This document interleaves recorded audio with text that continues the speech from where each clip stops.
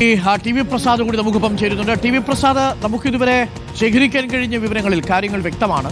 ഈ സുരേഷ് കുമാറിന്റെ പശ്ചാത്തലം അത്ര നല്ലതല്ല, അയാളുടെ പൂർവ്വജീവിതവും നല്ലതല്ല. കാരണം അയാളൊരു പോക്കറ്റടിക്കാരനായിരുന്നു, അയാളൊരു സ്ഥിരം മദ്യപാനിയാണ്, അയാൾ ഭാര്യയെ തുടർച്ചയായിട്ട് ഉപദ്രവിച്ചിരുന്നു, ഭാര്യ തന്നെ ഇയാളിൽ നിന്ന് രക്ഷപ്പെട്ട് മറ്റൊരു വീട്ടിലാണ് കഴിയുന്നത്, മക്കൾ തന്നെ ഈ സഹോദരങ്ങളുടെ വീട്ടിലേക്ക് പോകുന്ന സാഹചര്യം ഉണ്ടാകുന്നു.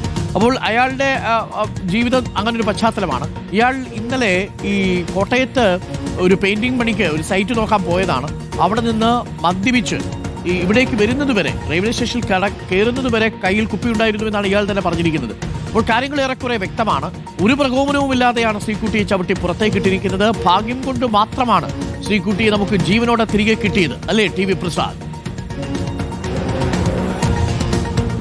അത് തന്നെയാണ് അരുൺ, എന്തോ ഭാഗ്യത്തിനാണ് ആ ജീവനെങ്കിലും തിരിച്ചു കിട്ടിയത് എന്നുള്ളതാണ്. മാത്രമല്ല, അതിലും ഗുരുതരമായ ഒരു കാര്യം, ശ്രീകുട്ടിയുടെ സുഹൃത്തും ഇതുപോലെ അപകടത്തിലേക്ക് പോകേണ്ടതായിരുന്നു എന്നുള്ളതാണ് മനസ്സിലാകുന്നത്. പോലീസ് അക്കാര്യം FIRലും പറഞ്ഞിട്ടുമുണ്ട്. സുഹൃത്തും അത് തന്നെയാണ് പറഞ്ഞത്. തന്നെയും തള്ളിയിടാനുള്ള നീക്കമുണ്ടായിരുന്നു, അതിൻ്റെ ഭാഗമായി കയ്യിലും കാലിലും പിടിച്ച് വലിക്കുന്ന ശ്രമമുണ്ടായി എന്നൊക്കെയാണ് ആ കൂടെയുള്ള കുട്ടിയും പറഞ്ഞത്. അതിനർത്ഥം അത്രത്തോളം മദ്യലഹരിക്ക് അടിമപ്പെട്ടുകൊണ്ട് ഇത് ചെയ്തു എന്നുള്ളത് തന്നെയാണ് ഈ സുരേഷ് കുമാർ. അരുണൊരു പ്രധാനപ്പെട്ട കാര്യമുള്ളത്, ഇത്തരം സംഭവങ്ങൾ നമ്മുടെ ട്രെയിനുകളിൽ നടക്കുമ്പോൾ ആ സമയത്ത് ഇവരെ ഒന്നും കൈകാര്യം ചെയ്യാനോ അല്ലെങ്കിൽ ഇത്തരം സംഭവങ്ങൾ ഒഴിവാക്കാനോ ഇപ്പോഴും നമ്മുടെ റെയിൽവേയിൽ സംവിധാനമില്ല എന്നുള്ളത് ഏവരെയും ഞെട്ടിക്കുന്നത് തന്നെയാണ്. ഇത്തരം സമയങ്ങളിൽ മാത്രമാണ് നമുക്കത് പറഞ്ഞു പോകാനും കഴിയുക. നേരത്തെ TTയുമായി ബന്ധപ്പെട്ട കേസിലും കാര്യമായ നടപടികളിലേക്കൊന്നും കടന്നുമില്ല.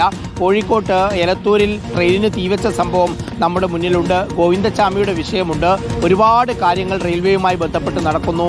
കോടിക്കണക്കിന് രൂപയുടെ ആസ്തി റെയിൽവേക്ക് ഉണ്ടെങ്കിൽ പോലും ഇത്തരം കാര്യങ്ങൾ തടയാൻ നന്നായി RPF സംവിധാനങ്ങളെ എല്ലാ കമ്പാർട്ട്മെൻറ്റിലും വിനിയോഗിക്കാനുള്ള ഒരു സംവിധാനം ഇതുവരെയും ഉണ്ടായിട്ടില്ല എന്നുള്ളതാണ് ഇന്നലത്തെ സംഭവത്തിൻ്റെ പശ്ചാത്തലത്തിൽ കൂടി നമ്മൾ മനസ്സിലാക്കുകയും ചെയ്യേണ്ടത്. നമ്മൾ നേരത്തെ പറഞ്ഞതുപോലെ തന്നെ എന്തോ ഭാഗ്യത്തിനാണ് വലിയൊരു ദുരന്തം ഒഴിവായത് എന്നുള്ളതാണ്. ശ്രീകുട്ടി ജീവിതത്തിലേക്ക് തിരിച്ചു വരും എന്ന് തന്നെയാണ് ഡോക്ടർമാർ പറയുന്നത്. അങ്ങനെ തന്നെയാണ് മരുന്നുകളോട് പ്രതികരിച്ചു തുടങ്ങിയിട്ടുള്ളത് എന്നും പറയുന്നു. എന്തായാലും ഈ ഒരു സംഭവത്തിന് അറുതി ഉണ്ടാകുന്നില്ല എന്നുള്ളതാണ് അരുൺ. അതായത് എന്ത് തോന്നിയവാസവും ചെയ്യാനുള്ള ഇടങ്ങളായി നമ്മുടെ കമ്പാർട്ട്മെൻറ്റുകൾ മാറുന്നു എന്നുള്ളത് കേന്ദ്ര സർക്കാരും റെയിൽവേയും അടിയന്തരമായി ഇടപെടാനുള്ള സംവിധാനം ഉണ്ടാക്കേണ്ടതാണ്. ഒപ്പം കേരളത്തിലെ റെയിൽവേ പോലീസും ശക്തി കൂട്ടി ഇത്തരം സ്ഥലങ്ങളിൽ ആർക്കും എന്തും ചെയ്യാനുള്ളൊരിടമായി കമ്പാർട്ട്മെൻറ്റുകൾ മാറുന്നത് തടയാനുള്ള സംവിധാനം ഉണ്ടാക്കുകയും വേണം. എന്തായാലും ഈ വിഷയത്തിൽ കർശന നടപടികളിലേക്ക് പോലീസ് കടക്കുന്നു. നേരത്തെ അശ്വിൻ പറഞ്ഞതുപോലെ പ്രാദേശികമായി കൂടുതൽ വിവരങ്ങൾ വരുന്ന സമയത്ത് നല്ല ക്രിമിനൽ പശ്ചാത്തലമുള്ള വലിയ ക്രിമിനൽ പശ്ചാത്തലമുള്ള ആൾ തന്നെയാണ് പ്രതി എന്നുള്ളത് തന്നെയാണ് Arun. Okay, T V Prasad, മാഷിൻഡിയാഗോയും അരുൺ സോളമനുമാണ് നമുക്കൊപ്പം ചേർന്നത്. FIRന്റെ വിവരങ്ങളും പെൺകുട്ടിയുടെ ആരോഗ്യനിലയും ഇപ്പോഴുള്ള പൊതുവെയുള്ള അവസ്ഥയുമാണ് ഇപ്പോൾ പ്രേക്ഷകർ കേട്ടത്.